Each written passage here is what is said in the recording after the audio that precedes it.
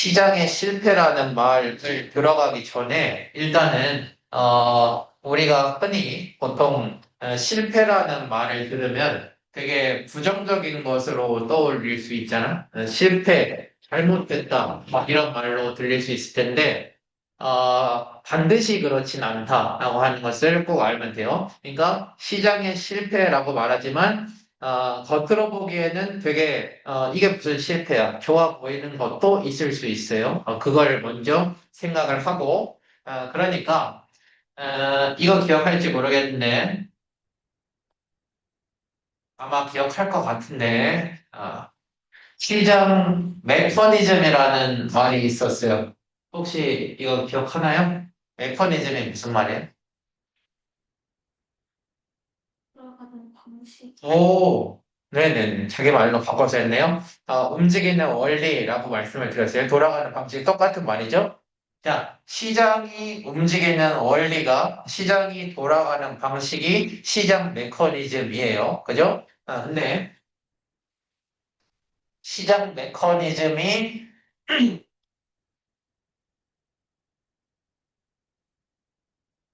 작동하지 않는 것, 이게 바로 시장의 실패라고 할 수 있습니다. 알겠어요? 그러니까 시장이 움직이는 원리는 뭐였어요? 가만 놔두면 수요랑 공급이 자유로운 경쟁 시장 하에서 알아서 조절이 된다라고 하는 것이죠. 그래서 가장 적당하게 가격이 형성이 되고 생산량이 결정이 되고 수요량이 결정이 된다. 가만 놔두면 이게 시장이었잖아요. 근데 그게 안 되는 것을 시장 실패라고 한다. 이거를 개념으로 알고 들어가면 좀 이해가 쉬울 거예요. 자, 기업이나 소비자의 이기적인 행동이 사회 전체의 효율성을 높인다는 시장 경제의 이점, 좋은 점이 기능을 하지 못하고 자원 배분에 실패하는 거. 이게 이제 시장의 실패인데 거기 아래 써 있죠. 시장 메커니즘이 작동하지 않는 상태를 시장의 실패라고 합니다. 그죠? 네, 이거를 일단은 이해를 하고 하나씩 시장의 실패는 무엇이 있는지 예시로 좀 들어볼게요. 첫 번째,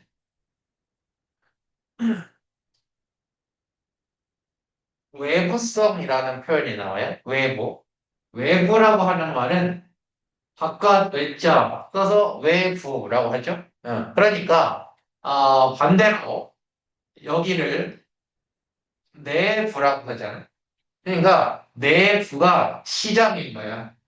그러면 시장 바깥에서 일어나는 일, 이래서 외부성이 있다라고 표현을 하는 겁니다. 그래서 여기에는 두 가지가 있는데 외부 경제라고 하는 용어가 있고 그리고 외부 불경제, 이름이 비슷한데 외부 경제, 외부 불경제라고 생각하시면 돼요. 일단 말로 설명을 하면 외부 경제라고 하는 말은 의도치 않았는데, 의도치 않았는데 제3자에게 이익을 줬을 때, 이익이 된 거예요. 제가 처음에 말했죠. 그러니까 그게 뭐가 잘못이야 라고 생각할 수 있지만, 거래하는 사람이 아니라 제3자한테 본의 아니게 이득을 줬을 때의 상황을 이제 외부 경제라고 합니다. 여기서 책에도 있고 제일 많이 나오는 예시가 그 양봉가 예시가 제일 많이 나오거든요. 양봉가가 혹시 뭔지 들어봤니? 그, 걸, 맞아, 맞아.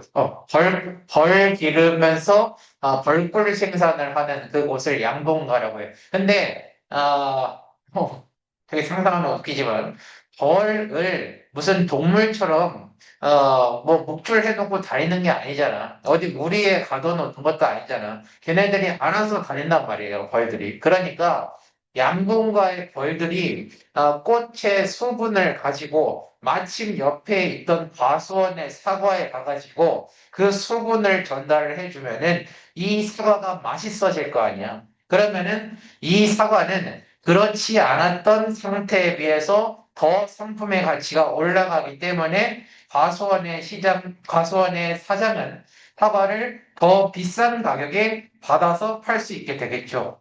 그렇지만 그 이득에 대해서 요 사람이 실제로 양분과의 주인은 받는 것이 아무것도 없잖아. 의도치 않게 이득을 줬지만 그 가격이 시장에 반영이 되지 않고 있는 상태. 이게 바로 외부 경제라고 하는 거예요. 반대로 외부 불경제는 조금 더 예시는 쉬울 거예요. 뭐냐면은 공장이 언덕 위에 있다고 생각을 하면 돼. 공장이 언덕 위에 있어. 근데 그렇게 해서는 안 되지만 돈을 아끼기 위해서 폐수를 이제 냇가에다가 몰래 버렸다. 이런 가정을 하는 거예요.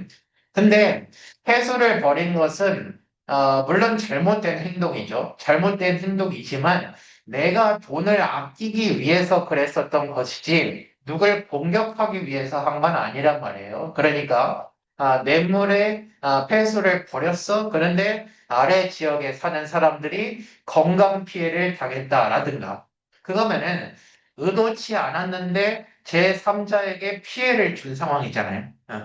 여기서 어떤 비용이 발생하냐면 이 사람들은 몸이 아파가지고 병원에 가겠죠. 그런데 이 병원비에 대해서 공장은 전혀 관여를 하지 않고 있잖아요. 그러니까 공장은 사람들이 원하던 그 기대치보다 지금 더 만들 수 있는 상황이 됐다. 이렇게도 표현할 수 있거든요. 여기서 좀 어려울 텐데 조금만 더 설명하면 그러니까 시장이었으면은 수요 공급에 맞춰가지고 이 어떤 폐수에 대해서 예를 들어서 세금을 낸다거나 아니면은 정화시설을 만든다든가 아니면 세금 내서 아니 뭐 폐수를 흘려보내서 잘못됐으니까 벌금을 낸다거나 뭐 이렇게 해가지고 조절이 될 수 있을 텐데 그걸 안 하면은 기업 공장 입장에서는 그 비용이 이득을 본 거잖아. 그러니까 그 비용만큼 하나라도 제품을 더 만들어낼 수 있을 거 아니야. 그러니까 시장이 기대하는 것보다 더 많이 만들어내는 초과 공급이 생길 수 있다. 그러니까 의도치 않은 초과 공급, 시장 실패가 될 수 있다는 소리죠. 그래서 자 외부 불경제는 간단히 말하면은 의도치 않았는데 이익을 줬을 때 제3자에게 그리고 외부 불경제는 의도치 않았는데 이제 피해를 줬을 때라는 것을 알면 됩니다. 여기서 의도치 않았는 대로 판단을 하면 제일 좋아서 제가 계속 이렇게 강조를 하는 거예요. 자, 여기 책을 한번 봅시다. 똑같은 얘기. 외부 경제는 세이노 가이브 세 이렇게도 말하기도 해서 정의 외부성이라고 합니다. 발을 정자죠. 발을 정자. 한 경제 주체의 의사결정이 다른 경제 주체의 의사결정에 영향을 주지 않는 것을 의미한다. 여기서 아래는 이제 다른 경제 주체에게 의도하지 않았는데 유리하게 작용하는 경우 이걸로 기억하면 되겠죠. 음. 다른 경제 주체에게 의도하지 않았는데 유리하게 작용하는 경우를 의미한다. 양본과 예시가 아래 나와 있으니까 똑같은 말이고 예를 들어서 요즘 예시로 좀 설명을 하면은 이런 게 있을 수 있어요. 물론 안 좋은 모습들로 뉴스에 많이 나옵니다만, 그 공유 모빌리티라고 보통 말하죠. 그러니까 싱싱이 같은 거, 이거 타고 하는 뭐 사고도 많이 나지만, 예를 들어서 그거를 좀 긍정적으로 생각을 해본다면은, 사람들이 공유 모빌리티, 그거 말고도 뭐 전기 자전거 이런 거 있죠. 그런 거를 많이 타게 되면서, 아, 교통 체증이 완화가 됐다거나 이런 것은 자기는 그냥 편하려고 탄 거 아니야. 편하려고 탔어. 그리고 그 만든 회사도 돈 벌려고 만들었지. 그렇지만 이 행동을 통해서 교통 체증의 완화에 도움이 된다. 라면은 누군가한테 시간 절약이라든가 이런 이득이 될 수 있는 상황이란 말이죠. 그래서 이런 거를 외부 경제라고 표현을 합니다. 근데 이 이득을 본 사람과 제공을 한 사람 사이에 거래를 하는 관계가 아니잖아. 그렇기 때문에 시장 바깥에서 일어난 일이다. 이렇게 말을 하고 있는 거예요. 이게 외부 경제. 불경제는 뭐 아까 같은 그런 일로 생각을 하시면 될 것 같습니다. 자, 그리고 외부 불경제는 후노 가이브세라고 하기도 합니다. 첫 번째 줄에 써 있는 거, 다른 경제 주체에게 불리하게 작동하는 경우, 이거를 이제 외부 불경제라고 합니다. 아까랑 비슷한 예시긴 한데, 이제 그 공장이 위에 있었고, 여기 책에 써놓은 것은 아래에 이제 어부들이 있었다 소리. 어부들이 있었는데 폐수 때문에 물고기들이 죽으면서 이제 그 어부들이 물고기를 잡지 못하게 됐다. 그러니까 경제적으로 피해를 봤다. 이 소리죠. 그렇지만 다시 한번 말하는데, 그러니까 만약에 공장이 저 어부들을 공격할 마음으로 회수를 했으면 그거는 외부성이 아니고, 근데 뭐 이거는 시장이랄까 그거는 이제 그 불법이죠.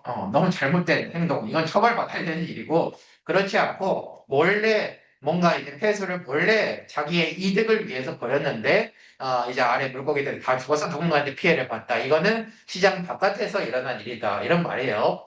자, 그런데 제가 아까 설명한 얘기지만 제일 마지막 줄. 이때 공장이 지금 이득을 보고 있는 상황이잖아. 근데 공장에게 아무런 책임도 부과하지 않았어. 그러면은 생산을 더 늘릴 수 있죠. 아까 이해하죠? 그러면은 초과 공급이 발생한다. 다시 한번 말할게요. 시장에서 원래 같으면은 사람들이 요만큼 원하는데 수요가 요만큼 있는데 그거보다 더 많이 만들어낼 수 있게 된다라고 하는 그런 상태입니다.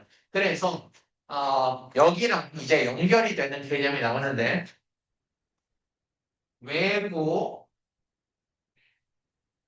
외부 불경제의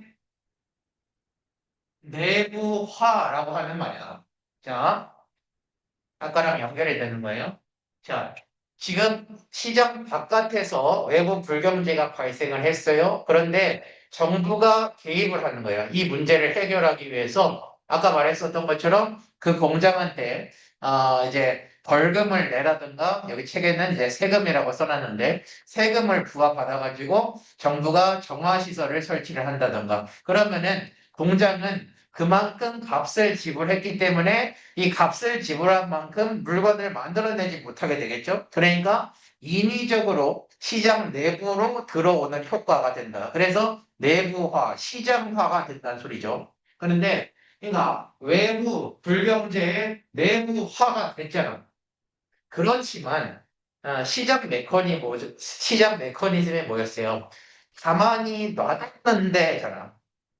그러니까 요거는 정부가 개입을 해서 시장처럼 된 것이 시장은 아니라고요.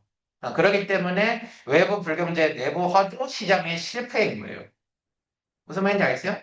그러니까 괜찮아 보이는 모습이 얘가 있지만 다 좋은 결과라고 하더라도 저건 시장의 실패입니다. 라고 말을 하는 거예요. 안 헷갈리죠?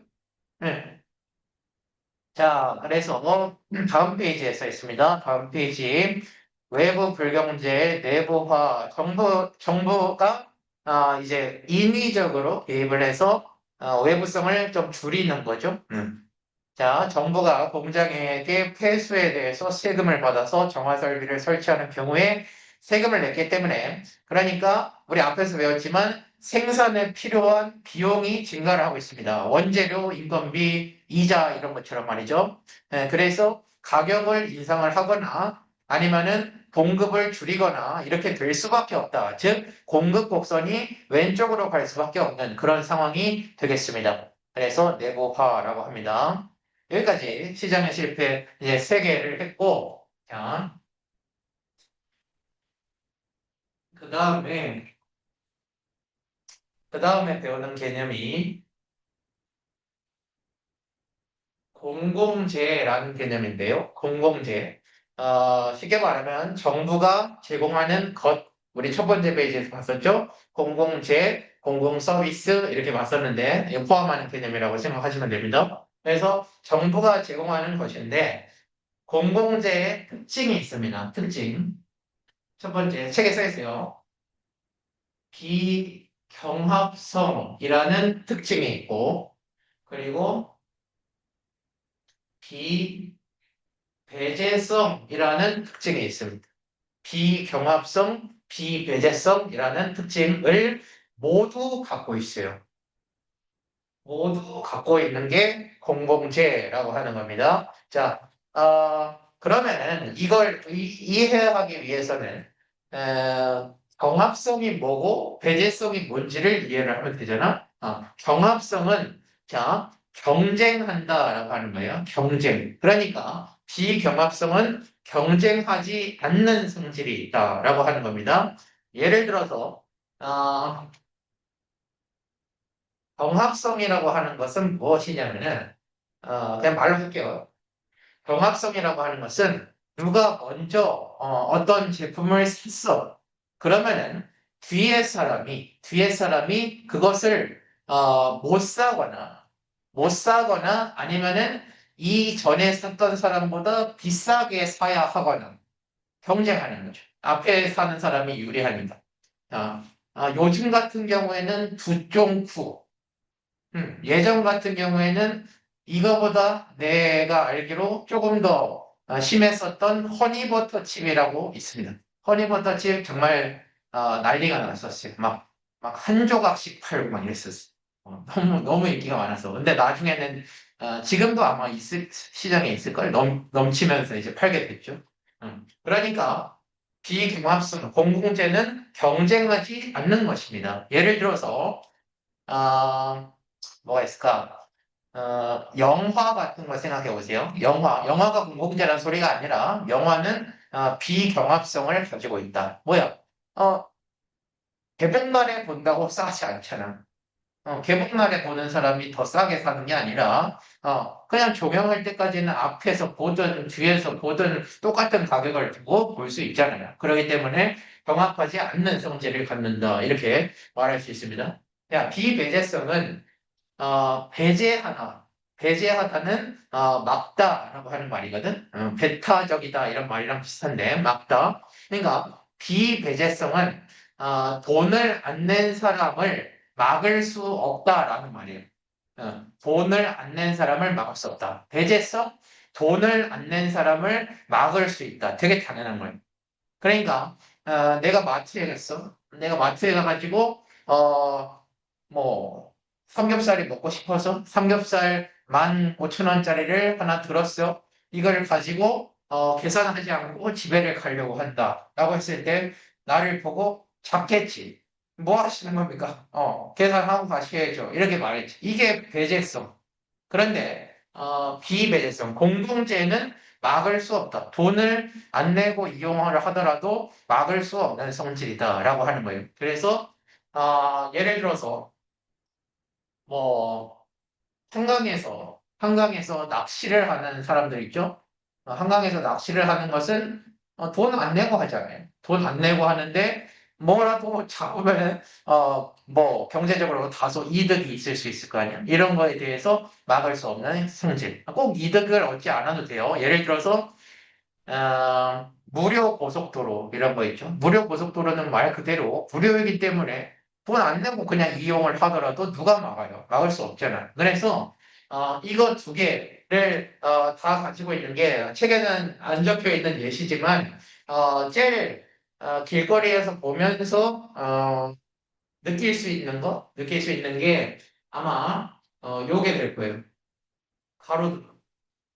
가로등. 그냥 길거리에 가다가 얘가 있어요. 얘가 있어가지고 난 가로등의 이득을 봐요. 길거리가 밝아지잖아. 그렇지만 이 가로등을 먼저 지나간다고 해서 누가 이득 보는 것도 아니고 뒤에 이용한다고 해서 손해 보는 것도 아니고 돈 안 내고도 이용을 할 수 있고 그렇죠? 그리고 이거 말고도 뭐 국방, 소방 이런 거 있죠. 그래 나라 지키는 거 소방 이런 거 돈 안 내잖아요. 누구나 이용할 수 있잖아요. 이런 거를 말합니다. 그리고 조금 더 나아가서 말하자면은 정확히는 얘도 들어갑니다, 사실은. 그러니까 공기를 무슨 정부가 제공합니까? 생각할 수 있지만 정부가 제공하는 거 아니에요. 아닌데 경제학적으로는 그러니까 공공재에 조금 더 내가 설명을 위해서 정부가 제공하는 거라고 얘기를 했습니다만 조금 더 정확하게 말하자면 비경합성과 비배제성을 가진 게 공공재인 거예요. 정부가는 사실은 없어도 되는 거예요. 그렇기 때문에 공기도 경제학적으로는 공공재에 해당을 한다라고 하는 것입니다. 자, 책을 통해서 다시 한번 보죠. 공공재, 이 비경합성, 비배제성을 표시를 해놓고 비경합성, 비배제성, 비경합성입니다. 이용자들에 의한 재화의 소비가 증가해도 추가적인 비용 없이 함께 이용할 수 있는 성질. 아까 말했었던 영화, 뭐 유료공원 뭐 5천 원 내고 들어가요. 처음에 가든 뭐 유료공원을 뭐 줄 서서 가야 되나요? 아니죠. 뒤에 가도 상관없죠. 유료공원 그리고 케이블 방송 뭔지 알지? 모르나? 그래. 모를 수 있어. 요즘에는 TV를 잘 안 보니까. 그러니까, KBS, MBC, SBS, 이런 거는, 지상파라고 해가지고, 그냥 TV만 있으면은, 공짜로 나오는 거예요. 그런데 케이블 방송은, 뭐, 뭐랄까, 돈을 내고 볼 수 있는 방송이죠. 뭐, JTBC, 뭐 채널 A 뭐 이런 거 있잖아요. 그러니까 별도의 방송 이런 거는 돈을 내고 이용을 해야 되는 것이기 때문에 이제 돈만 내면 그래도 경쟁을 하지 않잖아. 그지? 그렇기 때문에 수요가 늘어도 실시간으로 가격이 높아지지 않는다 이런 말이에요. 그러니까 봐봐.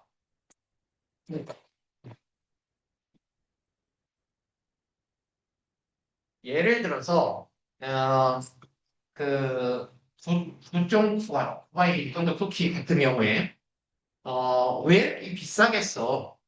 수요가 많으니까. 근데 안 유명할 때 샀던 사람은 싸게 샀을 거라고. 지금 그렇게 인기가 많으니까 가격이 이렇게 엄청나게 하나에도 높아진 거지. 근데 계속 그럴까? 나중에 인기가 떨어지면은 다시 떨어지겠죠. 그러니까 수요에 따라서 가격이 왔다 갔다 하고 있잖아요. 그렇기 때문에 경쟁을 하고 있다라고 볼 수 있겠죠. 자, 그리고 비배제성 대가를 지불하는 건 돈을 내지 않고라는 말이에요. 돈을 내지 않고 소비하려는 행위를 배제할 수 없는 성질, 막을 수 없는 성질. 그래서 깨끗한 물, 꽉 막힌 도로 이런 거, 아까 말했던 한강에서 낚시하는 거 이런 것들 비배제성이 있다라고 할 수 있고 공공재 예시로는 우리 여기 썼던 가로등, 북방, 소방 이런 거 여기도 있고 공중파 방송이 아까 말했었던 이 KBS, MBC, SBS 이런 걸 말하는 거예요. 국방소방, 경찰, 공기 등이 있다라고 하는 것을 알아두시면 좋겠습니다. 자, 그러면은 좀 어려운 여기 부분에서 우리가 공부를 했는데 좀 어렵게 문제가 나와서 틀리면 너무 아깝잖아. 그래서 그럴 만한 게 뭐가 있을까 했다가 이제 구급차를 한번 떠올려 봤어요. 구급차 119. 구급차는 공중제일까요? 아닐까요?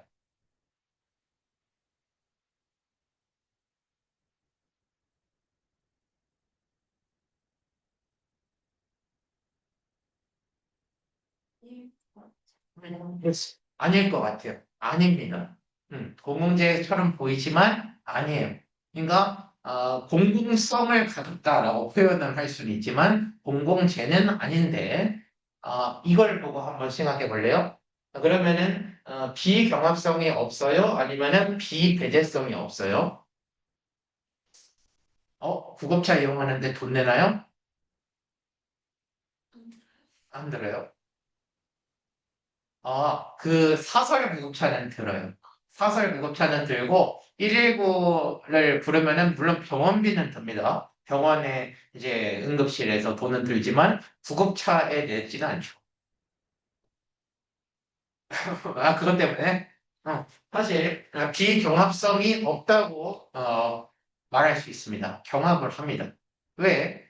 어, 그 구급차의 대수는 한정이 되어 있죠. 누군가가 이용을 했어요. 급한 사람이 이용을 했어. 그리고 이용을 하고 있어. 내가 급해도 이용을 못해요. 그죠? 그러니까 평상시에는 안 그럴 수도 있지만 경합성이 발생을 할 수 있다라고 하는 것이고 그리고 돈을 안 내고도 이용을 할 수 있다라고 하는 비배제성도 어떨 때는 적용이 안 될 수가 있습니다. 왜냐면은 아, 내가 조금 몸이 아프다고 생각이 들어가지고 전화를 했어요. 119. 그런데 119 구급대원이 전화를 받고 생각을 해보니 판단을 해보니 저거 별로 응급 상황이 아닌 것 같아. 라고 했을 때 거절을 할 수 있습니다. 거절을 할 수 있죠. 그래서 응급 상황일 때만 이용을 할 수 있다라고 하는 것이기 때문에 그래서 배제가 될 수도 있다라고 하는 것을 참고로 아시면 되겠습니다. 이거는 그러니까 뭐 이런 왜라고 하는 것까지는 이 부분에서는 구체적으로 몰라도 되지만 어쨌든 구급차는 공공재가 아니다. 아닌 특이한 예시다라고 하는 것을 기억하면은 꽤 좋을 것 같아요. 알죠? 그거 정도만 하면 되고. 자, 여기까지가 이제 그 실험의 실패 중에서 이제 큰 틀에서 둘로 나눴을 때 절반을 이제 끝난 거라고 볼 수 있습니다.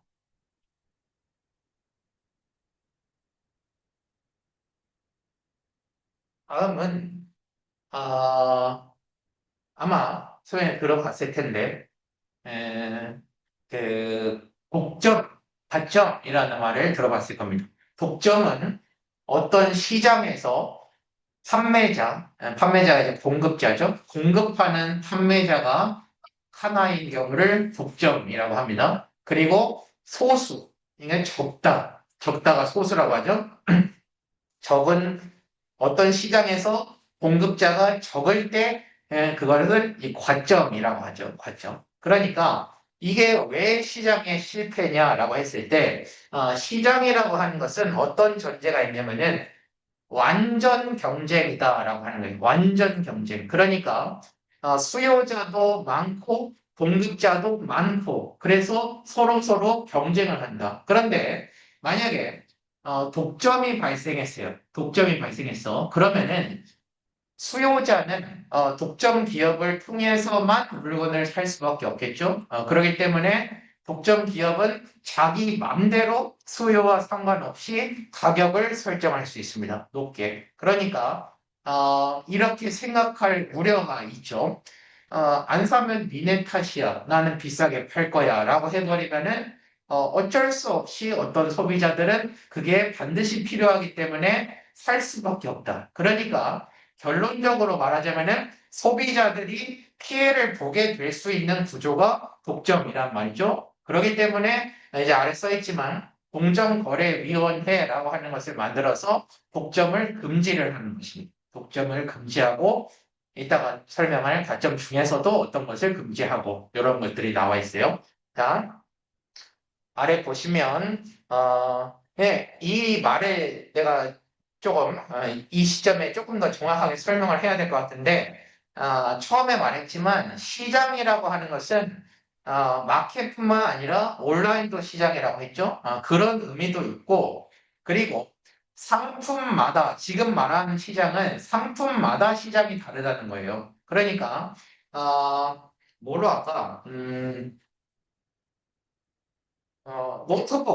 노트북을 파는 시장도 있을 것이고, 그리고 핸드폰을 파는 시장도 있을 것이고, 음식을 파는 시장도 있을 것이고, 그러니까 만약에 노트북을 파는 시장에서 지금 뭐 삼성만 남아있다. 전 세계에서 삼성만 남아있다고 해봐. 그러면은 아마 300만 원쯤엔 못 살 걸요. 못 사고 몇 천만 원이 되지 않을까요?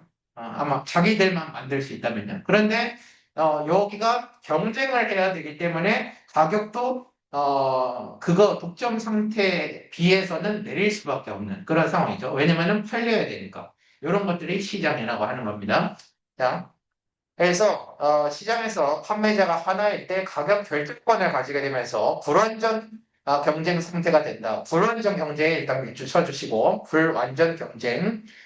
그러니까 이게 아까 말했던 것처럼 수요와 상관없이 가격을 올릴 수 있다. 그러니까 시장이 이게 아닌 거죠. 그죠? 그래서 생산자는 가격을 올려서 이익을 늘리려고 하기 때문에 결과적으로 소비자의 이익이 감소한다라고 나와 있고 거기 바로 아래 단이라고 써 있는 것은 사실은 되게 중요한 것처럼 써놨지만 이거는 정말로 중요하지 않고 참고예요. 참고 중요하지 않아요. 그러니까 이런 경우도 있긴 있다라고 하는 정도로 해석을 하면 돼요. 그봐 초기 투자 규모가 크고 자연 독점이 가장 효율적인 산업. 그러니까 독점을 했을 때 가장 효율적인 산업을 생각을 하면 돼요. 한국으로 놓고 보면은 공기업 중에 한국전력이라고 있죠. 한국전력공사. 그러니까 그거는 국가가 일부러 전기를 파는 산업에 대해서 이 회사한테 독점권을 줬잖아. 일부러 줬다고요. 왜? 만약에 전기를 사고 파는 사람, 우리 생활에 지금도 여기를 전기를 쓰고 있고 핸드폰을 쓰려고 해도 전기가 써야 되고 모든 것들이 전기가 많이 들어가는데 그 전기 업체들이 만약에 시장에서 싸우고 있다. 경쟁을 하고 있다. 그래가지고 전기의 가격이 계속해서 바뀐다라고 하면은 그거 자체가 소비자한테 피해를 줄 수 있겠죠. 계속해서 금액이 바뀐다면. 그러니까 국민들의 어떤 경제적인 안정을 위해서 독점을 하되 너네 맘대로 가격을 설정할 수는 없어. 그렇게 국가가 개입을 해서 가격의 최대선을 정해놓거나 이런 식으로 운영을 한다는 말이에요. 그래서 자, 전기, 가스 등에서는 자연 독점을 추진한다. 이게 무슨 말인지 알겠죠? 네, 그래서 정부가 요금에 관여하는 형태로 개입을 하는 경우가 있다라고 하는 내용입니다. 그리고 그 아래부터가 중요한데 여기서는 밑줄 쳐주세요. 1890년도 밑줄을 쳐야 되고 미국 1890년 미국 밑줄 그리고 셔먼법의 별표를 해두시기 바랍니다. 1890년의 밑줄 그리고 셔먼법 여기를 별표 셔먼법이라는 것 자체가 미국에서 만든 독점금지법이에요. 독점금지법의 미국 법 이름이 셔먼법이라고. 그렇기 때문에 1890년에 만들어졌다는 게 이따가 좀 언급을 하겠지만 세계사랑 연결이 되는 개념이 있고 그리고 우리가 3단원에서 일부 다뤘던 내용이기도 합니다. 그래서 아마 이따가 얘기를 하면 이해가 될 거예요.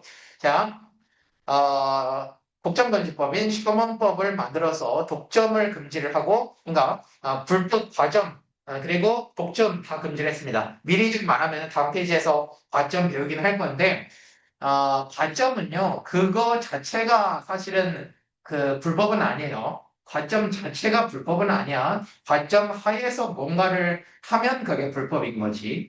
그렇기 때문에 불법된 과점과 독점을 막기 위한 그 법이 셔먼법이다. 이렇게 아시면 되겠습니다. 그리고 일본도 셔먼법 등을 계승하여 이렇게 나와 있어서 독점금지법을 제정했다고 하고 여기 이제 시테키 독센 노 킨시 오요비 코세 토리키 노 카쿠호니 칸스로 호리츠라고 써있지만 이 이름을 기억을 안 해도 되고 일본도 독점금지법이 있네요. 이렇게만 알면 됩니다.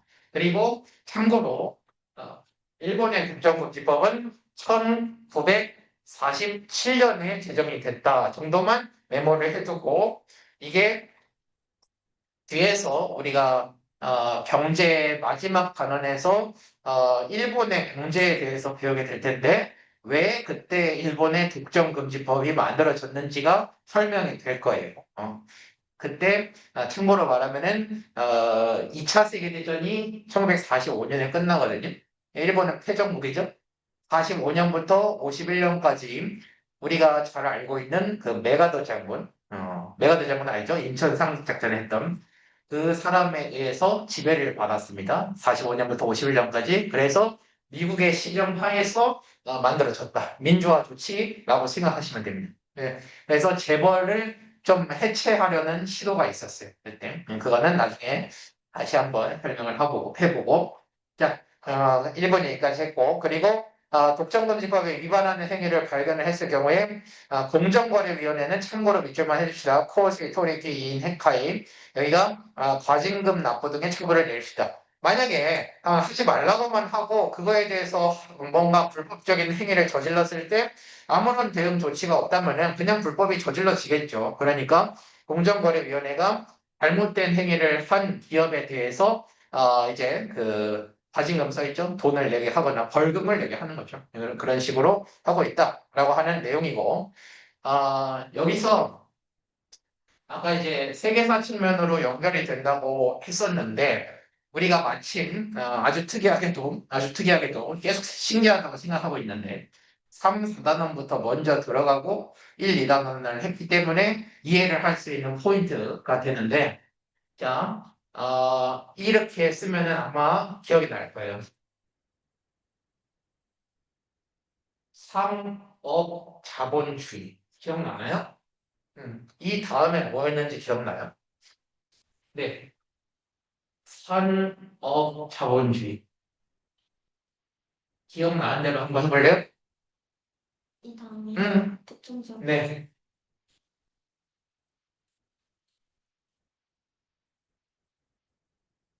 다음에, 특정적 네, 소정 자본주의. 다음에, 신설 네. 아주 잘했습니다. 신사유주의. 아주 잘했어요. 자, 지금, 하려는 말이, 여기 시점입니다. 산업 자본주의에서 독점 자본주의가 되면서 독점 기업이 국내에 판매를 하는 것에 만족을 하지 못하고 국가의 힘과 결합을 해가지고 해외에 제국주의 식민지를 하는 것이랑 연결이 된다. 즉 여기가 이제 제국주의랑 연결이 되거든요. 그런데 봐봐. 제국주의가 시작이 되었다는 말은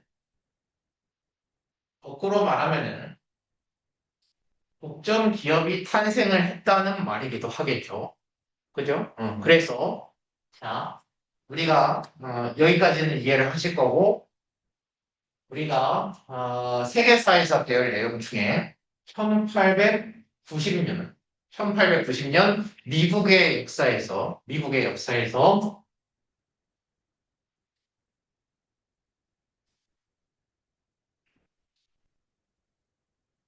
프론티어 소멸선언이라는 선언이 발표가 되는데, 프론티어는 뭐냐면은 개척지라는 말이에요. 그러니까 지금 우리가 미국을 알고 있지만 미국은 원래 이렇게 큰 땅이 아니었고 미국의 동부에만 있었던 땅이었어요. 동부에 있다가 점점 지금의 로스앤젤레스에 이르는 서부까지 확장을 하는 그런 내용이거든요. 그게 프론티어예요. 개척지. 그런데 1890년에 프론티어 소멸선언을 하면서 미국의 아메리카 대륙에 더 이상 개척할 땅이 없다 이렇게 선언을 한 거예요. 그러니까 개척을 그만하겠다는 말이 아니고 이제는 미국에 땅이 없으니 해외로 개척을 하겠다라는 제국주의 선언인 겁니다. 제국주의.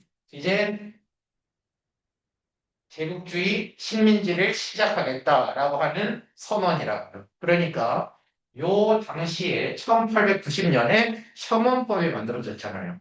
그렇기 때문에 셔먼법, 독점금지법이 막 활동을 하고 있으니까 그거에 대해서 좀 규제를 한다는 법이 나오긴 했지만 국가가 그 독점 기업과 결합해서 식민지를 하려는 그런 움직임도 있었다. 같은 시기에 있단 말이에요.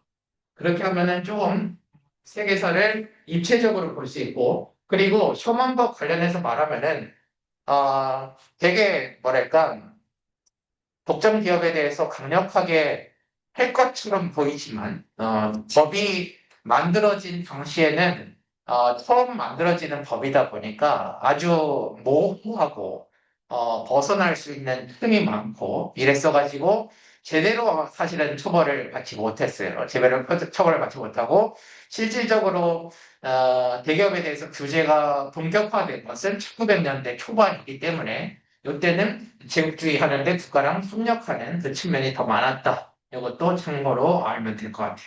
그죠? 요거 일단은 필요한 부분 적고 잠깐 틈을 두고 다음으로 넘어가도록 하겠습니다.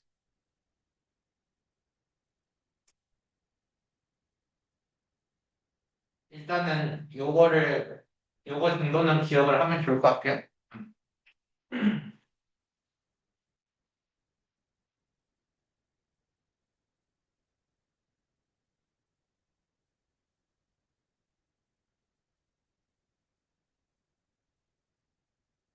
네요. 네. 그 다음에 이 단원의 마지막 단원인 페이지인 마지막 페이지인 과점에 대해서 보도록 하겠습니다. 한자를 좀 잘 받으시고, 과점. 어떤 상품이나 서비스와 관련된 시장이 소수의 판매자, 이거 밑줄 쳐서 독점이랑 비교하면 되죠. 독점은 하나, 그리고 과점은 소수의 판매자. 그래서 그 다음 줄에 있는 거액의 고정 비용을 필요로 하는 산업일수록 여기를 좀 별표를 해놓으면 좋을 것 같아요.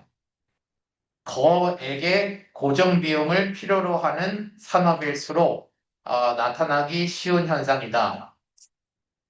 이 부분에서 좀 헷갈려하는 사람들이 많이 있어요. 그래서 여기는 좀 설명이 필요할 것 같은데 왜 거액의 고정일 때 과점이 발생을 하고, 이제, 큰 돈이 필요가 없는 산업에서는 과점이 잘 발생을 하지 않을까, 이렇게 한번 생각해 볼 수 있는데, 봐봐. 고정 비용이라고 하는 것은 아무것도 안 해도 계속 나가는 돈을 말하거든요. 그러니까, 예를 들어서, 자동차 산업 같은 것을 생각을 해보면 될 것 같아. 자동차 산업이 무슨 회사 본사만 있어서 되는 것이 아니고 자동차를 만들기 위한 공장도 있어야 되고 그리고 자동차를 연구하는 사람들도 있어야 되고 생산하는 기술자들도 있어야 되고 엄청나게 많은 다양한 분야의 사람들이 필요하단 말이에요. 당연히 팔기 위해서 마케팅도 필요하고 그죠? 그러니까 막대한 비용이 드는 산업이란 말이에요. 물론 자동차의 한 대도 비싸죠. 그렇게 되죠. 그러니까 고정 비용이 많이 들다 보니까 아무나 못한다는 말이에요. 그지? 내가 자동차 산업을 하고 싶다고 못한다고, 못한다고. 그거는 단순한 사업을 말하는 게 아니니까요. 그러다 보니까 어쩔 수 없이 다수의 플레이어들이 들어오지 못한단 말이에요. 시장에 다수의 공급자들이 들어오지 못해요. 그래서 과점이 발생을 자연스럽게 하게 된다라는 측면이 일단 있어요. 무슨 말인지 알겠나요? 그리고 반대로 생각해 보면 되는데 이게 조금 더 이해를 하기가 더 쉬울 것 같아요.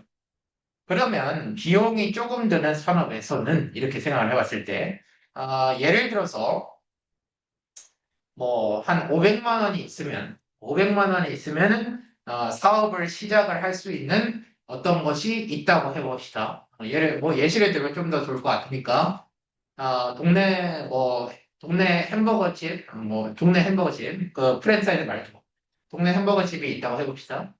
500만 원을 들고 아주 조그만 매장을 세우고 거기서 햄버거를 팔기 시작했어요.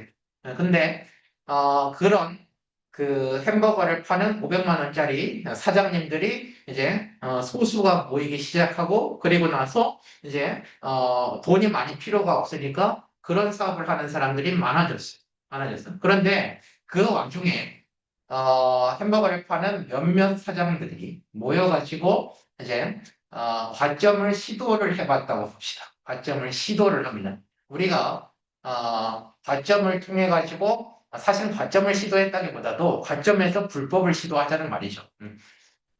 우리가 여기 세 명에서 예를 들어서 세 명에서 힘을 합쳐서 가격을 좀 높게 설정을 해봅시다. 그래가지고 원래 한 6천 원에 파는 햄버거가 시장 가격인데 우리가 한번 9천 원, 만 원에 한번 팔아봅시다. 그래가지고 이득을 좀 챙겨볼까요? 이렇게 하면은 되겠냐? 안 되지. 왜냐면은 어차피 시장 플레이어들이 많기 때문에 사람들은 안 사지. 다른 데서 가서 산단 말이에요. 그러다 보니까 플레이어가 많아질수록, 즉 시장에 공급자로서 참여자가 많아질수록 과점은 형성이 되기가 어렵습니다. 시도를 하더라도 불법 행위를 저지르기가 어렵게 되겠죠. 그런데 거액의 비용이 드는 그런 시장에서는 조금 더 폐쇄적으로 모일 수 있겠죠. 폐쇄적으로. 그걸 하는 사람들 자체가 없으니까 예를 들어서 막 이따 아래에서 바로 배우겠지만 전화해봐. 어떻게 잡을 거야? 그지? 전화로 몰래 회의를 한다거나 이러면 그런 경우가 될 수 있습니다. 자 보세요. 거액의 고정 비용을 하는 산업일수록 나타나기 쉬운 현상이다. 그러니까 돈이 많이 드는 산업이니까 이들끼리도 피 터지는 경쟁을 하고 싶지가 않은 거예요. 왜냐면은 너무 경쟁이 심하다 보면은 손해가 극심해질 수 있으니까. 그래서 자, 과점은 몇 가지로 나눠질 수 있는데 이 말은 들어봤을 겁니다. 카르텔. 카르텔이라고 하는 말을 들어봤을 텐데, 자, 카르텔은 보통은 이제 가격을 말하죠. 방금 내가 말했던 예시처럼 몰래 가격을 정하는 거예요.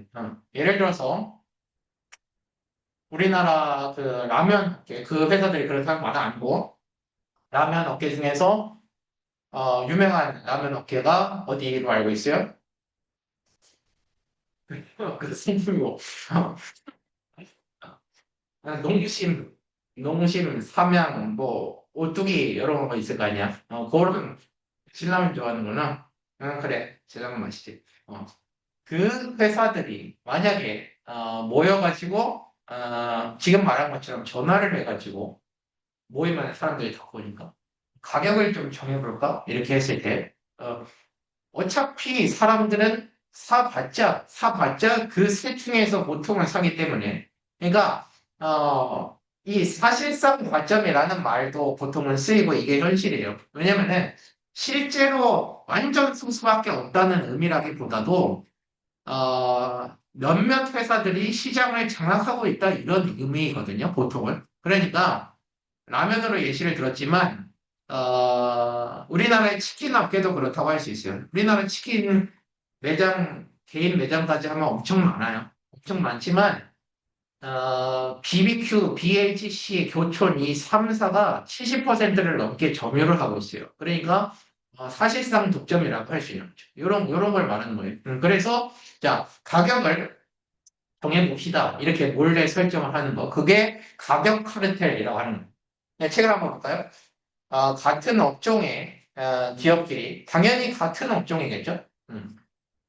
경쟁을 하는 기업이기 때문에 같은 업종의 기업끼리 서로 경쟁을 피하고 이익을 확보하기 위해서 이제 담합하는 것이죠. 담합. 여기 이제 그 그림에는 A 회사, B 회사, C 회사에서 협정이라고 써놨지만 왠지 이 협정이라고 하면 좀 이제 긍정적인 뉘앙스가 좀 있기 때문에 담합이라고 하는 게 좀 더 나을 것 같습니다. 담합을 해서 어, 그래서 무엇에 대해서 경쟁을 하는지에 따라서 가격 카르텔, 생산 카르텔, 판매 카르텔 이런 식으로 나눌 수 있다라고 하는 거예요. 자, 가격 카르텔은 뭔지 알 거고 가격은 시장 가격과 상관없이 우리가 이렇게 합시다라고 원래 적어놓은 거. 잠깐만. 그런데 생산 카르텔은 뭐냐면은 기업이 우리 앞에서도 배웠었지만 제일 손해를 보기 시작하는 게 뭐냐면은 수요 계산을 잘못해가지고 너무나 많이 공급을 해버려가지고 그래서 재고가 발생하는 거기부터 이제 무너지기 시작하는 거거든. 그러니까 기업 입장에서 손해가 안 나기 위해서는 최대한 재고가 없어야 된단 말이야. 그렇기 때문에 아, 우리가 그 기업들이 시장 조사를 하면은 수요가 얼마 정도다 이걸 알 거 아니야. 그러니까 세 회사가 합쳐가지고 우리가 저것보다 적게 만들자. 이렇게 하는 거예요. 그러면은 가격이 오르면 올랐지 떨어지지 않을 거 아니에요. 왜냐면은 공급보다 수요가 많은 상황이기 때문에. 그러니까 재고가 남지 않도록 협정한다라고 하는 게 이제 생산 카르텔이라고 하는 거예요. 그리고 판매 카르텔이라고 하는 것은 뭐 예를 들면 이런 겁니다. 나는 강원도에서 팔게, 너는 경상도에서 팔어, 넌 전라도에서 팔어 이렇게 지역을 정해놓고 서로 경쟁하지 말자 이런 거죠. 이게 이제 판매 카르텔이라고 하는 거예요. 그러니까 판매 카르텔이든 생산 카르텔이든 가격 카르텔이든 카르텔도 사실은 하나가 아니고 다양하게 있다라고 하는 정도로 이해를 하면 될 것 같아요.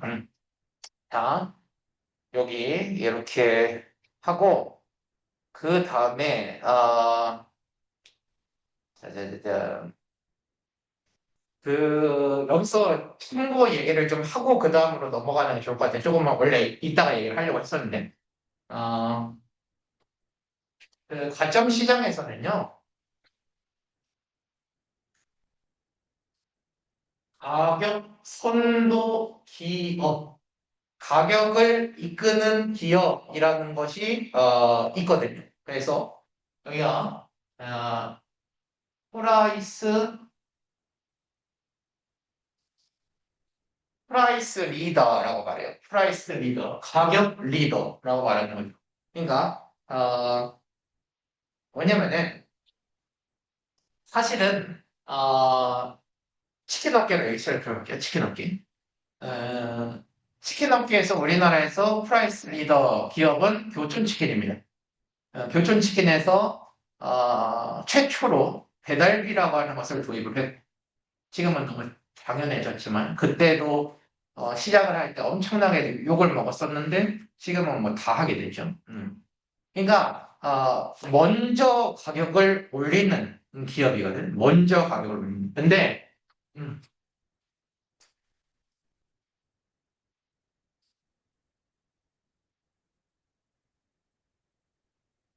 가격 선도 기업이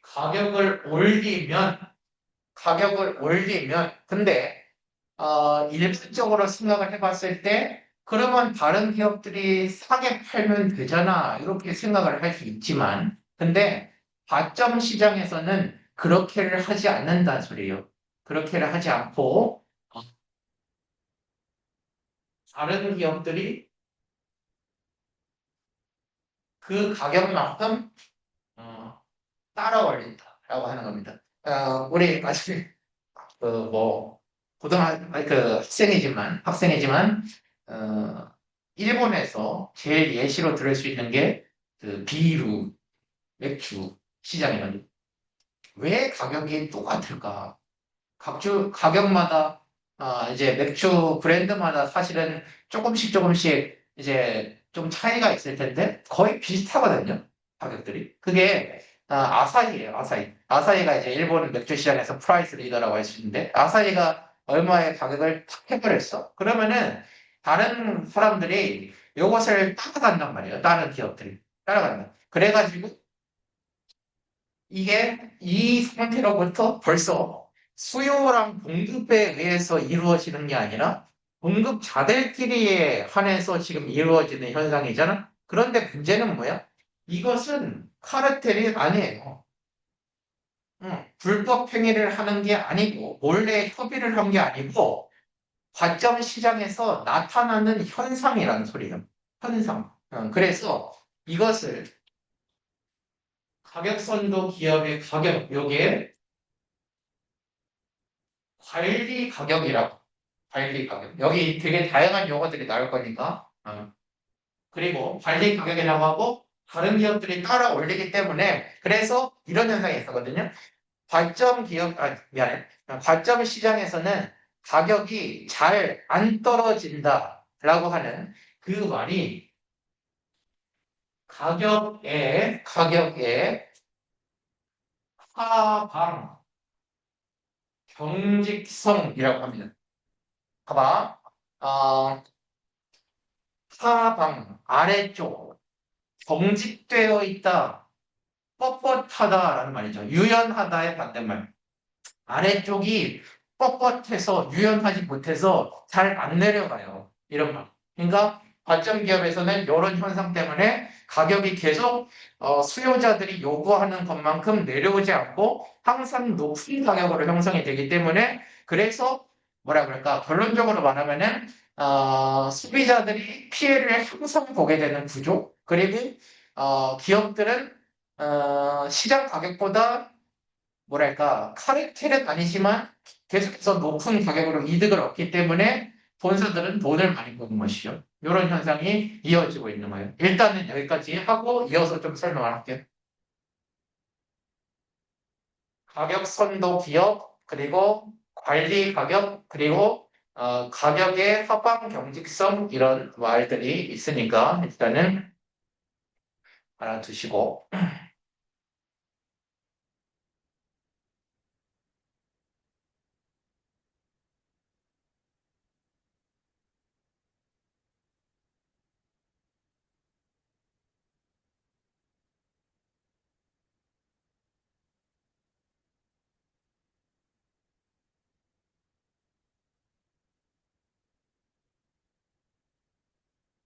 돼요.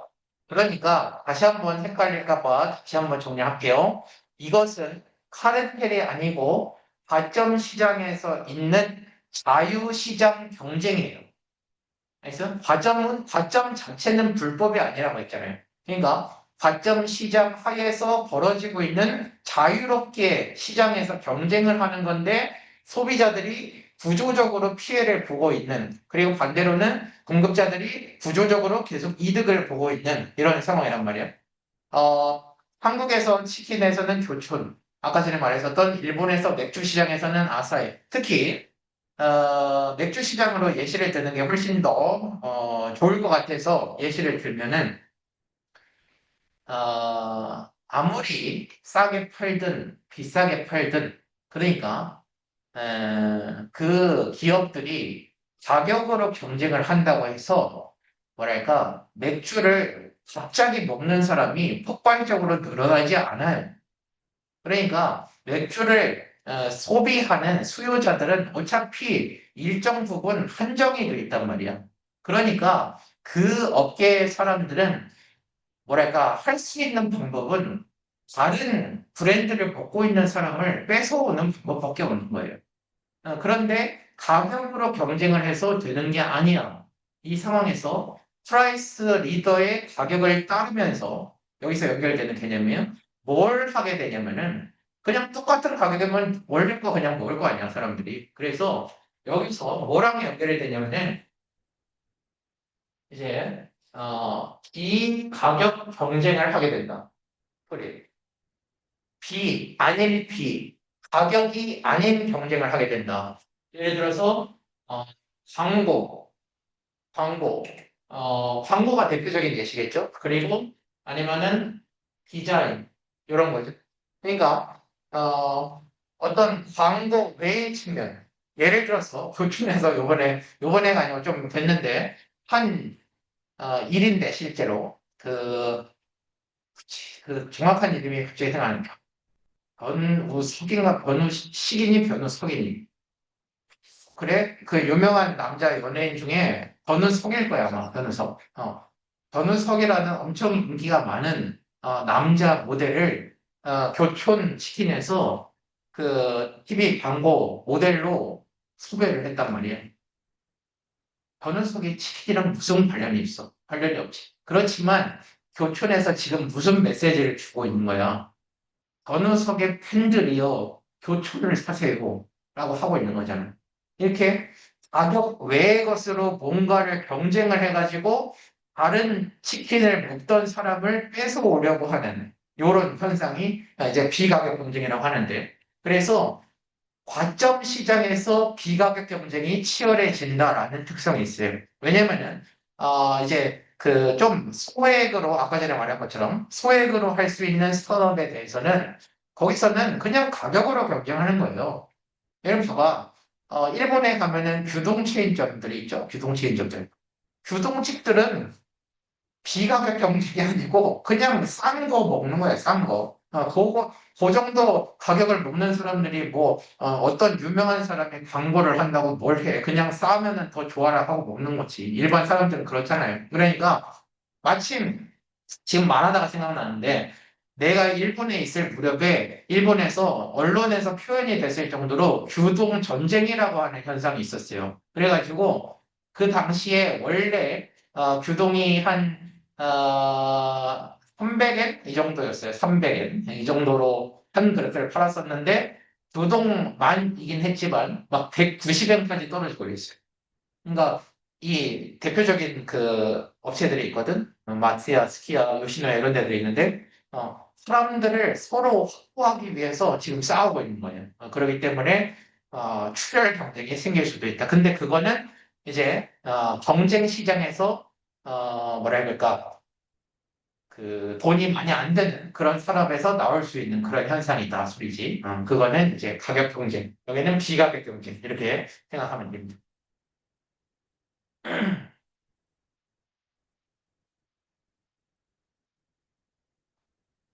근데 마지막으로 문제는 뭐냐면은 비가격 경쟁을 하잖아. 그러면은 기업이 하나의 제품을 만드는데 드는 비용이 더 늘어나는 거잖아. 그런 연예인들, 유명한 연예인들 한번 섭외하는데 억 단위로 들어요, 억 단위. 그러면은 그만큼 생산 비용이 증가하는 거잖아. 그러면은 가격이 더 증가하는 거예요. 그러니까 결국은 소비자들이 또 피해를 보게 된다. 이제 치킨 가격이 거의 3만 원에 육박하고 있죠. 사실 원가는 그렇지 않잖아요. 그런 상황을 말하고 있는 거예요. 이렇게 이해를 하고 관점에서 카르텔 다음으로 나오는 것이 이제 트러스트라고 합니다. 여기 다시 써놓고 관점이 있고 첫 번째가 카르텔이었고 이제 두 번째가 트러스트, 토라스토라고 나오는데 토라스토. 일단은 그림을 먼저 보면은 여기 B 회사, A 회사, A 회사, B 회사 이렇게 있고 둘이 이제 합병을 한다고 적혀 있죠. 합병을 해서 이제 별도의 하나의 회사를 만든다는 거예요. 회사를 합쳐서 하나의 다른 회사를 만든다 이런 말이에요. 그런데 여기서는 같은 업종의 여기를 밑줄 쳐야 돼. 같은 업종의 여러 기업이 같은 종류의 물건을 파는 그런 기업인데, 근데 합병을 하는 것이죠. 자본적으로 합친다 소리입니다. 자본적으로 결합한다는 말이 합병이에요. 그래서 결합하는 시장 독점 형태 중 하나로 일본에서는 독점 금지법의 기업 결합 규제에 의해서 금지되고 있다. 이거를 믿으셔주세요. 금지되고 있다. 독점 금지법에 이제 의해서 금지되고 있다. 여기서도 좀 헷갈리면 안 되는 게 아직 뭐 그렇게까지는 설명이 나오지 않았지만 대부분 사람들이 이 부분에서 헷갈려 해가지고 합병 회사를 합치는 거 그 자체가 불법이라는 말이 아니에요.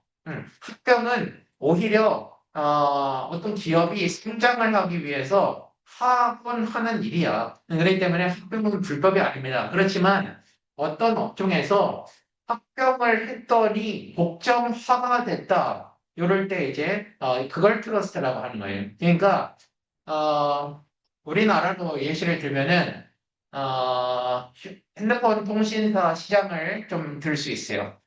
그러니까 제일 많은 사람들이 이용을 하는 게 SK텔레콤, 그리고 KT, 그리고 LG 플러스 이렇게 있단 말이에요. 그런데 만약에 그 시장에서 SK텔레콤과 KT가 합병을 했어.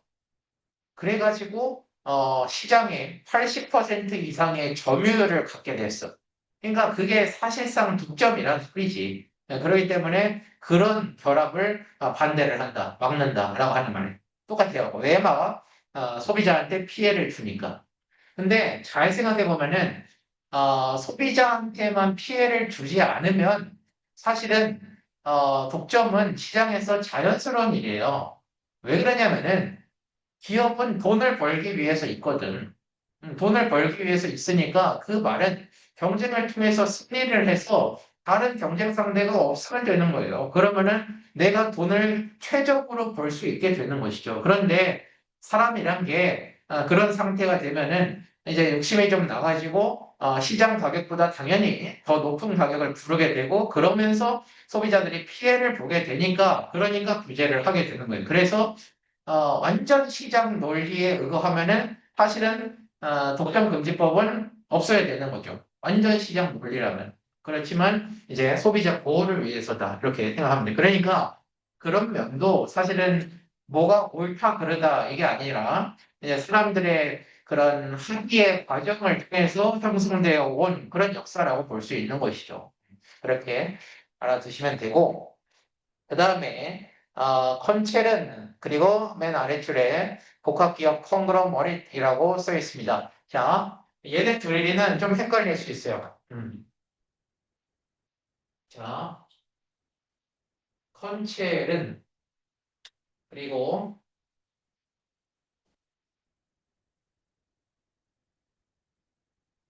콩글로머릿 이렇게 있거든요. 그래서 얘는 복합기업이라고 하고 뭐냐면은 일단은 지주회사가 있어요. 지주회사. 지주회사는 주식을 가진 회사인 거예요. 주식을 가진 회사. 그래서 지주회사가 A, B, C 이런 것들을 이제 자회사라고 하죠. 자회사를 지배하는 거예요.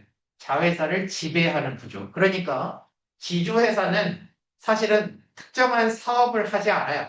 특정한 사업을 하지 않고 돈만 가지고 있어요.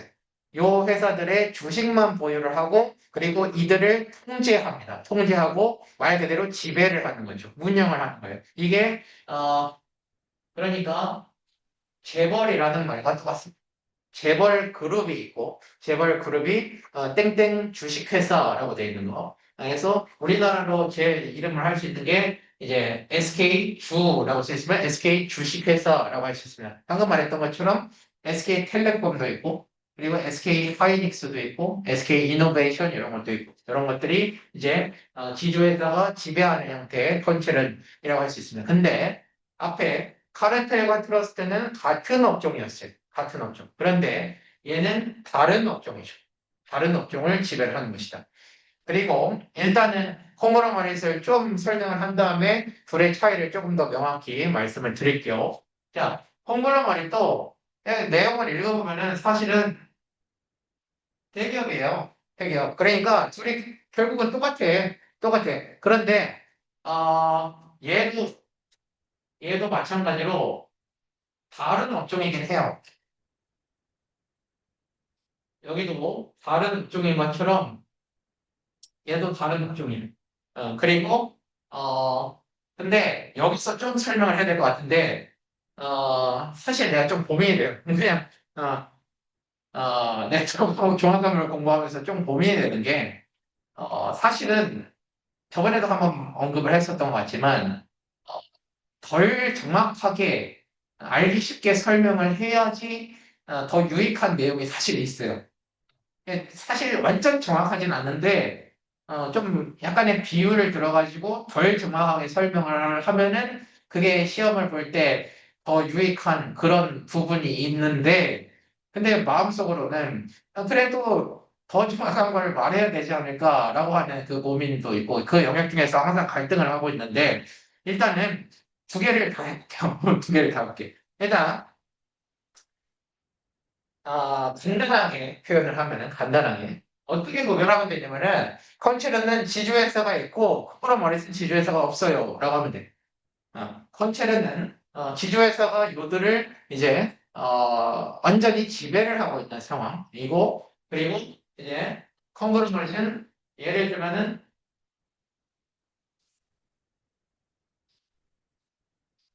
이런 구조라고 보시면 돼요. 사업이 다가가가 되어 있지만 이제 지배 형태가 아닌 이런 현상이라고 쉽게 이해를 하시면 돼요. 쉽게 이해를 하시면. 근데 정확한 설명은 아니에요. 정확한 설명은 아니고, 자, 정확한 설명 할게요. 어, 일단은, 다른 업종이라고 했을 때, 구별할 수 있는 포인트는 그래도, 여기서는 약간 관련된 다른 업종이라는 의미가 좀 있습니다. 그러니까, 예를 들어서 어떤 철강 회사, 어, 자동차 회사, 금융회사, 은행 이런 거죠. 그러니까 얘네는 지배를 했을 때 유익한 거예요.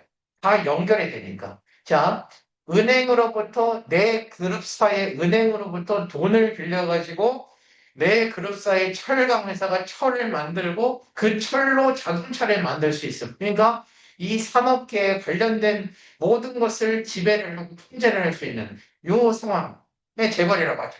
요 상황이 이제 지주회사이고 그거보다 조금 더 정확한 포인트는 바로 이 지배라고 하는 표현, 지배.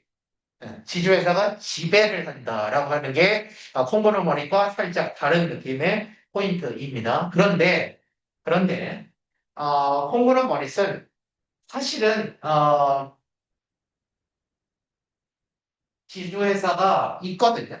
사실은 있어요. 사실은 있는데 얘가 A, B, C, D 이 각 회사를 지배를 한다기보다는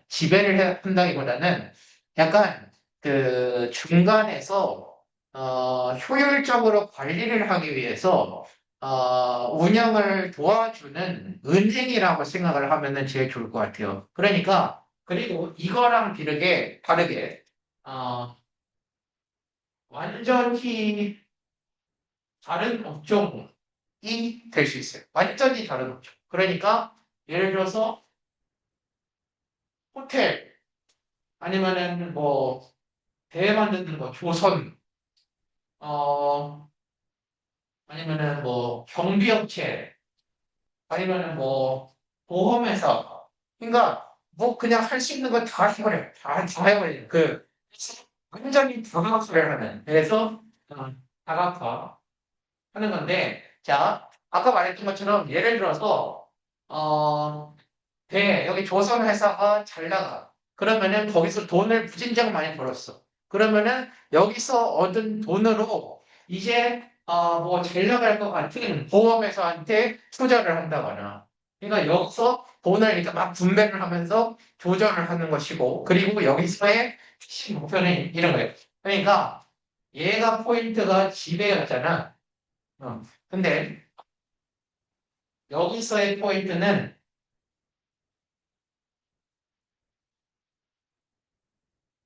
안전거였죠. 안전거요. 그러니까 하나가 망하더라도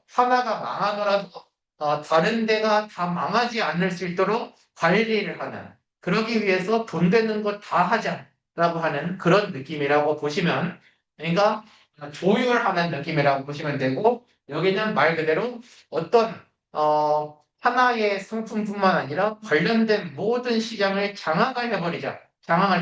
그래서 지배를 하자. 라고 하는 그런 개념이 있는 거예요. 그래서 책에 써놓은 것은 이렇게 정확하게 써놨다기보다는 약간 이해하기 쉽게 써놨는데, 그러니까 쉽게 이해를 하면은 컨체는 대기업이 돼가지고 소상공인들 못 살게 이런 산업까지 해라고 하는 좀 부정적인 뉘앙스라면, 여기는 콩그로머릿은 이 대기업은 이제 산업의 발전을 위해서 이런 부분까지 도전을 하네요 라고 하는, 똑같은 말이지만 말이 다르잖아요. 약간 부정적인 느낌? 얘네 약간 긍정적인 느낌이라고 볼 수 있는 거예요. 그래서 판서에 써놓는 게 정확한 설명이고, 그리고 책을 통해서 다시 한번 보겠습니다. 자, 컨첼은 재벌입니다. 재벌. 여기도 다른 업종의 복수기업, 이거 표시를 해야겠죠? 다른 업종의 복수기업이 자본적으로 결합해서 하나의 그룹이 되는 형태다. 그래서 재벌 기업이라고 말씀을 드렸습니다. 근데 여기 밑줄 독점 기업으로 금지되어 있지 않습니다. 근데 이것도 생각해보면 당연한 거예요. 금지가 되어 있지 않으니까 대기업이 있죠. 그죠? 그래서 당연한 거고, 그리고 판세에 써놓은 것처럼 주로 관련 있는 다른 업종. 알죠? 관련 있는 다른 업종을 지배합니다. 그 다음에 복합기업 콩그로머릿이라고 하는데, 여기도 다른 업종입니다. 다른 업종과의 걸쳐있는 거대 기업으로 자세히 업종과 관련 없는 기업을 매수를 이제 다른 말로 인수라고 하기도 합니다. 인수하거나 합병해서 여기 별표 경영을 다각화하려는 형태다. 컨체른과 거의 동일한 의미로 사용되지만 컨체른은 대기업에 의한 시장 지배, 이해가 되시죠? 목적으로 하고, 복합기업은 경영 효율화, 사업 다각화 등의 요청 등의 기초에서 형성된 복합 기업체를 의미한다. 그러니까 여기는 지배가 목적, 여기는 위험 회피가 목적이라고 할 수 있는 겁니다.